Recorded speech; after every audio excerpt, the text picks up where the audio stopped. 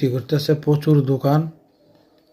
এমন কোনো জিনিস বাদ নাই এই মাহফিলে, এই মেলার মাঝে পাওয়া যায় না।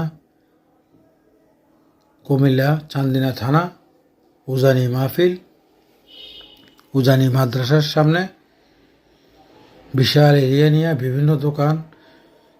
কিন্তু একটা কথা তোমাদেরকে জানিয়ে যায়, 3 দিন দোকানদারি করবে একটি হোটেলের সাইজ বুঝে। আমাদের পরিচিত একজন একটি দোকান নিছে, 55,000 টাকা ভাড়া, 3 দিন দোকানদারি করবে। আরেক চা দোকানে চা খেয়েছি, ওনার জিজ্ঞেস করলাম ওনার ভাড়া কত দোকানের। উনি বলছে আমার একটা লাইটের বিল দেওয়া হয় দৈনিক 600 টাকা, শুধু একটি লাইট। এখানে সব ক্ষেত্রে এই মাহফিলে তাদের আয়, প্রত্যেকটা দোকানে ভাড়া আছে, প্রচুর ভাড়া। কেননা তারা জানে প্রচুর বিক্রি হয়, এ কারণে ভাড়া বেশি।